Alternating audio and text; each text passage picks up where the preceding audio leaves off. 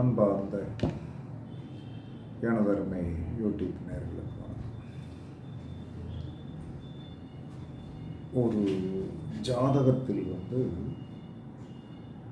அது எந்த நட்சத்திரத்தில் போய் நீங்கள் பிறந்திருந்தாலும் அந்த ஜாதகத்தில் மெயினாக நம்ம பார்க்க வேண்டியது குரு என்று சொல்லக்கூடிய அந்தணன் என்று சொல்லக்கூடிய அந்த கிரகம் லக்கணத்திற்கு 6, 8, 12 போய் மறையக்கூடாது. லக்கணத்துக்கு 10 போய் மறையக்கூடாது. அதுக்கடுத்து நேசமான.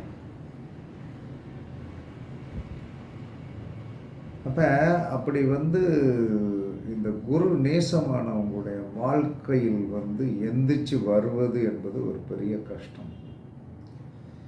என்ன காரணம்னா காலபுருஷனுடைய 9ஆம் பாவத்திற்குரியவர். காலபுருஷனுடைய 9ஆம் பாவத்திற்குரியவர். அப்போ காலபுருஷனுடைய 9ஆம் பாவத்திற்குரியவர் அப்படின்னு சொல்லக்கூடியவர் ஒட்டுமொத்தத்துக்கும் இருதய பகுதி அப்படின்னு சொல்லக்கூடியது அபிலாசைகளை பூர்த்தி பண்ணக்கூடிய ஒரு சக்தி யாருக்கு உண்டு என்று சொன்னால் குரு பகவான். அது என்ன ஆதிபத்தியமாக உங்களுக்கு வந்தாலும் சரிதான், இதயம் அதாவது 9ஆம் இடம் என்பது ஒரு முக்கியமான பகுதி. அந்த காலபுருஷனுக்கு 9 கூடியவர் ஜாதகத்தில் 6, 8, 12 மறைந்தாலும் லக்கணத்திற்கு மகரத்தில் அவர் நேசமானாலும் கண்டிப்பாக பிரச்சனை உண்டு. அப்போ இது தெரியாமல் என்ன சொல்லலாம்னா நீங்கள் எல்லா மனிதருமே குருவை பற்றி சரியாக நீங்கள் புரிந்து கொள்ளணும். அப்போ இந்த குருவை பற்றி சரியாக புரிந்து கொள்ளாமல் 6, 8, 12 இருப்பவர்களுக்கு என்ன புத்திசாலித்தனமான ஒரு எண்ணம் உண்டு தான், தன்னை விட மேலானவன் யாரும் இல்லை, தன்னை விட அறிவானவன் யாரும் இல்லை, நான் தான் கிங் அப்படிங்கிற எண்ணம் வந்திருக்கும். யார் பேச்சையும் இவங்க கேட்க மாட்டாங்க. கேட்டிருந்தா இவங்க உருப்படியாக வந்திருப்பாங்க. கேட்கவே மாட்டாங்க. அடிபட்டு நொந்து கடைசியில் என்ன சொன்னாங்கன்னா, இந்த நபர்கள் யாரிடம் போனாலும் அவர்களுக்கு கர்மா அந்த ஆளுக்கு கொடுத்துட்டு என்ன சொல்கிறான்னு அப்பையும் வருத்தப்பட மாட்டான். இது தவறா என்று சொன்னால் எல்லாரும் தெரிஞ்சுக்கிடணும் இல்லையா? இப்போ நான் இதற்கு தீர்வுக்கும் வழி சொல்லிடுறேன். தீர்வுக்கு வழி சொல்லாமல் ஒரு வீடியோ போடவே மாட்டேன். ஒரு குறையை நாம் சொல்வது நாம் எல்லாருக்கும் பொதுவாக எடுத்து சொல்ல வேண்டியது நம்மளுடைய கடமை. அந்த குறையை நாம் என்ன சொல்ல நிவர்த்திக்கும் வழி சொல்லணும். அப்போ இந்த குரு என்று சொல்லக்கூடிய கிரகம் ஒரு அற்புதமான அபாரமான சக்தி உடையது. அதிலெல்லாம் நம்ம குறை சொல்ல முடியாது. அப்படி அபாரமான சக்தியுடைய குரு நம்ம ஜாதகத்தில் எப்படி இருக்கணும் அப்படிங்கிற ஒரு விதியும் இருக்கிறது. இப்படி தான் இருக்கணும் அப்படிங்கிற ஒரு விதியெல்லாம் இருக்குது. அப்படி இருந்தால் அவர்கள் கண்டிப்பாக ஒரு பெரிய அறிவாளியாக இருப்பார். அதிலையும் மாற்று கருத்து கிடையாது. அப்போ குரு கெடக்கூடாது, குரு கண்டிப்பாக கெடக்கூடாது. அப்போ குரு கெட்டால் என்ன சொல்கிறான்னு நம்மளுடைய குழந்தைகள் பாதிக்கும். குழந்தைகள் பாதிக்கும். ஒரு ஜாதகத்தில் ஒருத்தருக்கு 8ல் குரு இருக்கார். ஒரு ஜாதகத்தில் 8ல் குரு இருக்கார். அப்போ 8ல் லக்கணம் எதுவாக இருந்தாலும் இருக்கட்டும், 8ல் குரு இருந்து திருமணமாகி தான் இஷ்டப்படி என்ன சொன்னான்னா குடும்பத்தை மதிக்காமல் பெத்த தகப்பனுடைய சேர்த்த சொத்தையும் என்ன சொன்னான்னா அவரை அழிச்சிட்டு அந்த குடும்பத்தில் நடந்த ஒரு நிகழ்வு என்னென்னா பரிதாபத்துக்குரியது. 2 குழந்தைகளையும் தாய் விட்டு அவன் சொந்த ஊருக்கு போயிட்டான். அவள் அப்பா அம்மாட்ட போயிட்டான். இந்த 2 குழந்தைகளும் 8 வயது குழந்தையும் 12 வயது குழந்தையும் அப்பாவை பெற்ற பாட்டி, அப்பாவுடைய அம்மா பராமரிப்பில் வளர்ந்துட்டுருக்கு. அப்போ எவ்வளோ கொடூரம் அப்படிங்கிறத நீங்கள் சிந்தனை பண்ணிப்பாங்க. எவ்வளோ கொடூரம். அப்போ பெத்த தாய் என்ன செய்வான்னா பிள்ளைய கூட்டிகிட்டு என்ன செய்வா, அவன் வீட்டுக்கு போயிடுவா. இவனை தனியாக போட்டு வாட்டுறதுக்கு வச்சிருவாங்க. ஆனால் உன்னுடைய குழந்தைகளை நீயே வைத்துக்கொள், நான் எதுக்கு? அப்போ என்ன சொல்கிறான்னா, தாய் ஒரு இடத்துக்கு போயாச்சு, இவன் என்ன சொன்னான்னா சொந்த ஊருக்குள்ளே இருக்க முடியாமல் என்ன சொன்ன, இவன் ஒரு இடத்துக்கு போயிட்டான். அந்த பாட்டி என்று சொல்லக்கூடிய அந்த வயதான அம்மா, அந்த வயதான அம்மா என்ன செய்யுதுன்னா, இந்த குழந்தைகளை பராமரிச்சிட்ருக்கு. எப்படி இருக்கும் பாருங்க.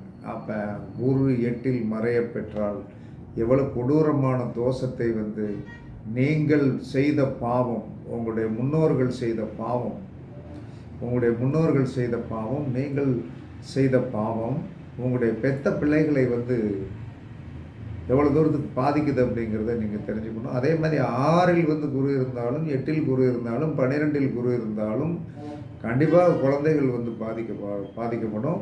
குரு 10ஆம் இடத்தில் இருந்தாலும் என்ன சொன்னால் பாதிக்கப்படும். அப்போ ஒரு நபருக்கு வந்து 10ஆம் இடத்துல குரு, அந்த நபர் என்ன சொன்னால் தன்னைத்தானே பெரிய அறிவாளியாக இருந்தது. இத்தனையும் குரு வந்து என்ன சொன்னான்னா வந்து மிதுன லக்கணத்திற்கு ஆட்சி பெற்ற குரு. அந்த ஆட்சி பெற்ற குரு என்ன சொல்கிறான்னா, ஆட்சி பெற்ற குருவாக இருந்தாலும் என்ன ஆட்சி பெற்ற குருவாக இருந்தாலும் கேந்திராதிபத்திய தோஷத்துக்கு போயிடுச்சு.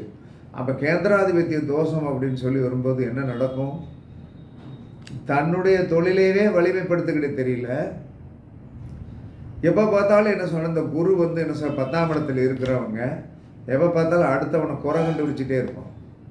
அடுத்தவனே குறை காணுவது தான் அவனுடைய வேலை. அப்போ நீ வந்து அறிவாளி அப்படின்னா தனக்கு எல்லாம் தெரிஞ்சது மாதிரி என்ன சொன்னா காசியம் பண்ணிக்கிட்டே இருப்போம். 10 பேரை வந்து என்ன சொன்னா குரு ஆதிபத்தியம் உடையவர்களை வந்து ஹாஸ்யமாக பேசுவது, அவர்களை கிண்டல் அடிப்பது, அவர்களை சங்கடப்படுத்துவது, அவர்களுடைய மனசை வந்து என்ன சொன்னா சங்கடப்படுத்துவது, அவர்களை நேரில் பார்க்கும்போது என்ன செய்வான் தெரியுமா, காலை வருடி விடுகிற மாதிரி பேசுவான். அவனுக்கே தெரியும் இந்த மனுஷன் நம்ம மதிக்க மாட்டோம். அவனுக்கு அந்த டயத்தில் என்ன சொல்கிறான்னா, அவனுடைய மூளை என்ன செய்யும்னா, தான் என்ன இந்த நபரை வந்து என்ன சொல்கிறான்னா வந்து விமர்சித்து கொண்டு இருக்கிறோமோ அந்த விமர்சனத்தை வந்து இன்னொரு இடத்துல பண்ணுவான். ஆனால் நேரில் பார்க்கும்போது என்ன சொல்கிறான்னா வந்து குருவை வந்து உயிரின் மேலாக மதிக்கக்கூடிய ஒரு கணக்காக இருப்பான். இது எதை பாதிக்கும் என்று சொன்னால் அவனுடைய சந்ததிகளை பாதித்து விடும். அவனுக்கு அடுத்து வந்து என்ன சொல்கிறான்னா புத்திரம் என்று சொல்லக்கூடிய அந்த ஆதிபத்தியம் உடையதை வந்து என்ன சொல்கிறான்னா வந்து நீங்கள் வந்து ஜெயிக்க வேண்டும் என்று சொன்னால் நீங்கள் யாரையுமே வந்து என்ன சொன்னால் பரிகாசம் பண்ணக்கூடாது. குரு ஆதிபத்தியம் உடையவர்களை நீங்கள் பரிகாசம் பண்ண உங்களுடைய குழந்தை பாதிக்கப்படும் என்பது உங்களுக்கு யாருக்குமே தெரியாது. அதனால் எல்லா மனிதனும் குரு 6, 8, 12ல் மறைந்தவர்கள், குரு வந்து என்ன சொன்னால் நீசமானவர்கள், குரு வக்கரமானவர்கள். குரு வக்கரமாய் வந்து 6, 8, 12ல் இல்லாமல் குரு வக்கரமாகி வந்து என்ன 10ஆம் இடத்துல இல்லாமன்னா அவன் பிள்ளை கோடீஸ்வரன். இந்த வக்கரமான கிரகம் என்பது என்ன சொல்றான்னா வந்து உங்களுக்கு ஒரு பெரிய யோகத்தை கொடுக்கும். வக்கரமான கிரகங்கள் யோகத்தை கொடுக்கும். எல்லாரும் நினைச்சிட்டு வக்கரமானது அப்படின்னு இந்த உலகத்திலே வந்து 6, 8, 12ல் போய் வந்து மறைவது, 10ல் போய் வந்து என்ன சொல்கிறான்னா வந்து என்ன செய்யறது, 10ல் போய் வந்து என்ன சொல்கிறான்னா வந்து இந்த குரு உட்கார்ந்திருப்பது, குரு நீசமார், இவர்கள் தான் பெரிய வந்து என்ன சொன்னான்னா வந்து பிரச்சனை என்பதிலே மாட்டிக்கிடுவாங்க. இவனுக்கு பெருமட தோஷம் வந்துடும். எங்கேயாச்சும் போய் மாட்டிட்டு என்ன சொன்னால் கையை கட்டிட்டு நிற்பான். ஆனால் ஒவ்வொரு இடத்திலும் போய் வந்து இவர்களுக்கு நடிப்பு என்று சொல்லக்கூடிய ஒரு ஆதிபத்தியம் வந்து நான் நிறைய அனுபவிச்சு பார்த்துட்டு தான் சொல்கிறேன், சும்மாலாம் சொல்லலை. அப்போ அவங்க வந்து என்ன சொன்னான்னா பல பேருடைய மனதை காயப்படுத்துகின்ற நபராக இந்த குரு வந்து என்ன 6, 8, 12ல் மறைந்தவர்கள், 10ஆம் இடத்தில் குரு இருப்பவர்கள், குரு நீசமானவர்கள், பல ஆதிபத்தியம் உடையவர்களாக வந்து என்ன சொன்னான்னா பல விதத்தில் என்ன சொன்னான்னா காரியம் நடக்க வேண்டும் என்று சொன்னால் காலை பிடித்து வந்து என்ன சொன்னான்னா கெஞ்சுவார்கள். காரியம் முடிந்து விட்டது என்று சொன்னால் காலை வாரி விட்டு என்ன சொன்னால் போயிடுவாங்க. ஆனால் அவர்களுக்கு இவர்களிடம் சாதித்த ஒன்று நிரந்தரமாக இருக்கும் என்று நினைப்பார்கள். ஆனால் எந்த ஆதிபத்தியமுடைய குருவும் என்ன செய்வார்னா வந்து இவங்க இப்படி வந்து மனம் நோகும்படி செய்து விட்டார் என்று ஒன்றும் செய்ய மாட்டாங்க. சும்மா வந்து சரி அதுக்கு என்ன பண்ண முடியும் அப்படிங்கிற ஒரு மனநிலையில் இருந்துருவாங்க. ஒரு ஃபோன் அடித்தா கூட எடுக்க மாட்டாங்க. அப்போ அந்த அளவுக்கு என்ன சொல்கிறான்னா அவருடைய வக்கரமான மனசு இருக்கும்.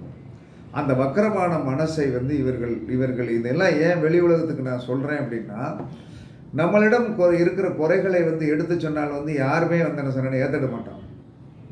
ஆனால் சொல்லணும், குறைகள் என்பது கிரக ரீதியாக உனக்கு இப்படி இருந்தால் இப்படித்தான் இருக்கும், நீ இப்படித்தான் இருப்ப அப்படிங்கணும். அவன் நடிப்பான். எனக்கு தெரிஞ்சு வந்து ஒரு 10 என்னுடைய கூடயே வந்து ஒரு 6 வருஷம் 7 வருஷம் இருந்த நபர் ஒரு வளர்ச்சி பாதைக்கு வந்து பண்ணிவிட்டு ஒரு வழிகாட்டி விட்டேன். வளர்ச்சி பாதைக்கு உண்டான வழி சொல்லி ஒரு வழிகாட்டியாச்சு. அப்போ இந்த இந்த இந்த அமைப்பில் பிறந்தவன் இந்த இடத்துல இருந்து இந்த இந்த இந்த ஏரியாவிலேருந்து எவ்வளோ தூரம் தள்ளி போகணுமோ போயிருங்க அப்படின்னு போயாச்சு. போய் வந்து என்ன சொல்கிறான்னா வந்து எல்லா விதத்துலேயும் வந்து சக்ஸஸ் ஆயாச்சு. அப்படி சக்ஸஸ் ஆயாச்சு அப்படின்னு சொல்லி வரும்போது என்ன சொல்கிறான்னா வந்து என்ன நடந்தது, சக்ஸஸ் ஆயாச்சு. ஆனால் எப்பயுமே என்ன சொல்கிறான்னா, எந்த திரியில் விளக்கு வைத்தோமோ நல்லா நல்லா யோசனை பண்ணிக்கிட்டுங்க. இந்த குரு நீசமானவர்கள் குரு லக்கணத்திற்கு 6, 8, 12 மறைந்தவர்கள் விளக்கேற்ற இடத்தை இவர்கள் மறந்து விட்டால் நீ எங்கே இருந்து வந்து விளக்கை ஏற்றி விட்டு போகிறார், விளக்குக்கு வந்து அந்த நெருப்பை வாங்கி விடுகிறாய். வாங்கிவிட்டு நீ வளர்ச்சி பெற்ற பிறகு நீ நெருப்பு வாங்கிய இடத்தை மறந்தாய் என்று சொன்னால் உனக்கு மரணம் உறுதி. நான் வந்து என்ன சொன்னேன்னா வந்து அந்த அளவுக்கு வந்து என்ன சொன்னேன், எல்லாத்தையும் வளர்ச்சி பண்ணி கொடுத்துட்டு ஒரு ஒரு காய்ச்சி பழம் விழுகும் அப்படிங்கிற எதிர்பார்ப்பு எல்லா மனிதன்கிட்டையும் உண்டு. யாருமே எதிர்பார்ப்பு இல்லாமல் கிடையாது.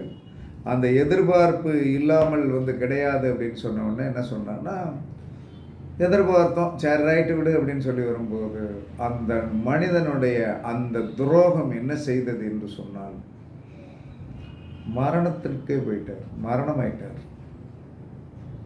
மரணமாயிட்டார். அதை நான் வந்து சந்தோஷமாக சொல்லலை.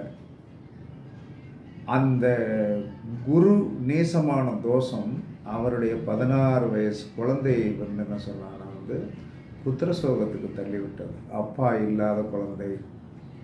அப்போ அந்த அப்பா இல்லாத குழந்தையாகி போச்சு. எந்த ஒரு மனிதனுக்குமே ஒரு ஜாதகத்தில் நெருப்பு ராசியில் வந்து கிரகங்கள் இருந்து திசை நடத்தினால் அவர்கள் சத்தியத்துக்கு கட்டுப்பட்டு நடக்கும். அதற்கடுத்து மன்றாசியில் இருந்து கிரகம் திசை நடத்தினால் அவர்கள் வந்து என்ன செய்யணும்னா ஆசாபாசத்தில் போய் வந்து என்ன சொன்ன உள்ள மாட்டிடுவாங்க. அந்த விதி கொண்டு போய் ஆசாபாசத்தில் அபிலாசைகளால் உள்ள போய் மாட்டிக்கிடுவாங்க. காற்று ராசியில் இருந்தால் பேராசையால் வந்து மாட்டிடுவாங்க. ஜலராசியில் இருந்தால் வதப்பட வேண்டும் என்பது அந்த வதத்தை வந்து சந்தோஷமாக ஏற்றுக்கிடும். அதற்கு டபுள் பங்கு வந்து உங்களுக்கு யோகத்தை வந்து கண்டிப்பாக அந்த கிரகம் வந்து கொடுக்கும். நீங்கள் கொடுக்காதெல்லாம் வந்து நினைக்காதீங்க. எவ்வளவு தூரத்துக்கு நீங்கள் வதப்படுகிறீர்களோ அந்த வதத்திற்கு ஈக்குவலான ஒரு வந்து நன்மை வந்து எல்லா மனிதனுக்கும். ஆனால் சந்தோஷமாக ஏற்றுக்கிடும். அப்போ இந்த குரு நேசமானவர்கள் என்ன செய்யும்? இந்த குரு நேசமானவர்கள் ஜாதகத்தில் 10ஆம் இடத்தில் இருக்கிறவர்கள் குருவை முதல்ல மதிக்க கற்றுக்கணுங்க. இதுவே போதும். இதுதான் மெயினான சப்ஜெக்ட். நம்மகிட்ட இருக்கிற மைனஸ் என்ன? நீ எந்த கிரகம் உனக்கு வந்து நேசத்தில் இருக்கிறதோ 6, 8, 12 இருக்கிறதோ 10ஆம் இடத்தில் போய் அந்த குரு இருக்கிறதோ அந்த காரக ஆதிபத்தியத்தை நீ முதல்ல மதிக்கிறேன். நான் வந்து வாழ்க்கையில் வந்து மதிக்க வேண்டும். மதிக்காதனால தான் உனக்கு இந்த மாதிரி ஆகிப்போச்சு. மதிக்கிறேன் அப்படிங்கிற ஒரு சத்தியத்தை எடுத்துடணும். அப்போ என்ன செய்யும்னா உன்னுடைய குழந்தை நல்லாயிருக்கும், பிள்ளைகள் நல்லாயிருக்கும். அதுக்கடுத்து குரு எந்த ஒரு ஜாதகத்தில் நேசமாக இருக்கிறதோ அந்த நபர் மாமிசம் சாப்பிடக்கூடாது. மாமிசம் மதுக்கள் சாப்பிட்டால் கண்டிப்பாக நீங்கள் பாதிப்பீர்கள். அதற்கடுத்து குரு நேசமான நபர் கண்டிப்பாக யானைமுடி மோதிரம் போடணும். யானைமுடி மோதிரம் கண்டிப்பாக போடணும். ஏன்னா யானை குரு என்று சொன்னால் யானை முடி மோதிரம் கண்டிப்பாக போடணும். நல்லா வந்து என்ன சார் 2 சுத்து உள்ள வந்து என்ன சொன்னான்னா வந்து போடணும். போட்டிங்கன்னா சிறப்பாக இருக்கும். அதுக்கடுத்து யானையுள்ள கோயில்களுக்கு அடிக்கடி போய் நீங்கள் என்ன செய்யணும்னா, யானைக்கு பழம் கொடுக்கலாம், யானைக்கு உணவு கொடுக்கலாம். யானை பாகனுக்கு வந்து என்ன சொல்கிறான்னா, வஸ்திர தானம் பண்ணணும். 3 மாதத்துக்கு ஒருக்க வஸ்திர தானம் பண்ணணும். அப்படி பண்ணினால் உங்களுடைய கர்மா என்று சொல்லக்கூடிய அந்த குரு நேசமான தோஷம் கண்டிப்பாக வந்து என்ன செய்யும், உங்களுக்கு பாதகம் இல்லாத தன்மையை கொடுக்கும். உங்களுடைய குழந்தைகளால் உங்கள் குழந்தைகளுக்கு நீங்கள் செய்ய வேண்டிய நற்கர்மாக்களை செய்யாமல் போயிடுவீங்க, உங்களை அழித்து கொண்டு போயிடும். அதனால் என்ன சொன்னேன்னா, தயவு செய்து வந்து என்ன சொன்னேன், குரு நேசமானவர்கள் தயவு செய்து உங்களுடைய கெட்ட குணத்தை விடுங்க. அது வந்து குரு நேசமானாலும் சரி தான், 10ல் இருந்தாலும் சரி தான், 6, 8, 12 மறைஞ்சாலும் சரி தான், உங்களை நீங்கள் மாற்றிக்கிறது ரொம்ப கஷ்டம். அப்போ இதற்கு தீர்வு, அந்தணர்களுக்கு வியாழக்கிழமை உணவு தானம் பண்ணலாம். யானை பாகன்களுக்கு வந்து என்ன சொன்னா வந்து, யானை பாகனுக்கு வந்து என்ன சொன்னா வஸ்திர தானம் பண்ணலாம். யானைக்கு உணவளிப்பது, யானை முடி மோதிரம் போடுவது, இதெல்லாம் செஞ்சுக்கிடும். ஜோதிடர்கள் வந்து குரு நேசமான ஜாதகத்தையும் 6, 8, 12 வந்து ஜாதகத்தில் இருக்கிறவங்க பரிகாரம் பண்ணக்கூடிய ஒரு சூழ்நிலையோ, ஜோசியம் சொல்லக்கூடிய சூழ்நிலையோ உங்களுக்கு வந்தது என்று சொன்னால் வந்துடும். கர்மா வந்து உள்ளே வராமலாம் இருக்காது, வந்துடும். அவர்களிடம் பார்த்து ஒரு 10 ரூபா நீங்கள் வந்து வாங்கிட்டீங்கன்னா உங்களுக்கு வந்து இம்சை காத்திருக்குது, அதில் எந்த வித மாற்று கருத்தும் கிடையாது. அப்போ அப்படி பார்க்கக்கூடிய நீங்கள் வந்து என்ன சொல்கிறாங்கன்னா வந்து, கண்டிப்பாக ஜோதிடர்கள் வந்து எந்த காலத்திலுமே வந்து ஒரு தர்மத்தை டெய்லி பண்ணிடும். ஒரு தர்மம் ஒருத்தனுக்கு வந்து அந்த தர்மம் என்பது வயிறு என்பது ஒரு நெருப்பு, பசி ஆற்றுதல். அந்த பசி ஆற்றுதலை பண்ணணும். ஜோதிடர்கள் எப்பயுமே என்ன சொல்கிறாங்கன்னா வந்து, உங்களுக்கு இந்த கர்மாக்கள் தொடராமல் இருக்கணும்னா, இங்கே கோவில்களில் இருக்கிற தட்சிணாமூர்த்தி வழிபாடை எல்லா ஜோதிடர்களுமே பண்ணணும். பண்ணி அந்த தட்சிணாமூர்த்தி முன்னாடி போய் நின்று குரு பிரம்மா, குரு விஷ்ணு, குரு தேவ, குரு மகேஸ்வர, குரு சாஸ்தா, பரபிரம்ம தஸ்மை ஸ்ரீ குருவே நம என்று சொல்லக்கூடிய மந்திரத்தை ரெகுலராக சொல்லிட்டு வரணும். ஜோதிடர்கள் கண்டிப்பாக வாரத்தில் ஒரு முறை நவகிரகத்தை பார்த்து, நவகிரகத்தை 9 சுற்றி உன்னால் தான் பிழைத்து கொண்டிருக்கிறேன், எனக்கு எந்த காலத்திலும் துணை நிற்பாயாக என்று சொல்லி நவகிரகத்தை வந்து சுற்றி சாமி விடணும். இதெல்லாம் செஞ்சு வந்தீர்கள் என்று சொன்னால், குரு 6, 8, 12, 10ஆம் இடம் நேசத்தன்மையில் யாருக்கு இருந்தாலும் தப்பிப்பதற்குண்டான வழி இதுதான். இதை நடைமுறைப்படுத்துங்கள். இதை யாரும் குறைவாக எடுத்துக்கொள்ளாதீர்கள். இது உண்மையாகவே 6, 8, 12 மறைந்தலும் 10ல் குரு இருக்கின்றவர்களும் குரு நேசமானவர்களுடைய கேரக்டர் இப்படி தான். யாரையும் மதிக்க மாட்டாங்க. நிறையா வந்து அறிவு இருக்குது அப்படின்பாங்க. அப்போ நிறையா அறிவு இருக்குது அப்படிங்கிற ஒரு கேரக்டரை வச்சுருக்கிறது. ஆனால் அந்த அறிவு அவங்களுக்கே பயன்படாது, எவனுக்கும் பயன்படாது. இது என்னுடைய அனுபவம், யாரும் தப்பாக நினச்சிக்காதீங்க. தீர்வும் சொல்லிட்டேன். இதுதான் தீர்வு. யானைக்கு உணவளித்தல், யானை பாகனுக்கு வஸ்திரதானம் பண்ணுதல், பிராமணாளுக்கு வஸ்திரதானம் பண்ணுதல், உணவளித்தல், தட்சிணாமூர்த்தி வழிபாடு பண்ணுதல், இதெல்லாம் பண்ணுங்கள். கண்டிப்பாக சிறப்பாக இருப்பீர்கள் என்று கூறி உங்களிடமிருந்து விடைபெறுவது சிபி பாறை ஜோதிடர் சாதி ராகவன் ஜெயபாலாஜி. சுகமே சொல்க, சுகமே சொல்க. வாழ்க வளமுடன், வாழ்க வளமுடன். வணக்கம், வணக்கம்.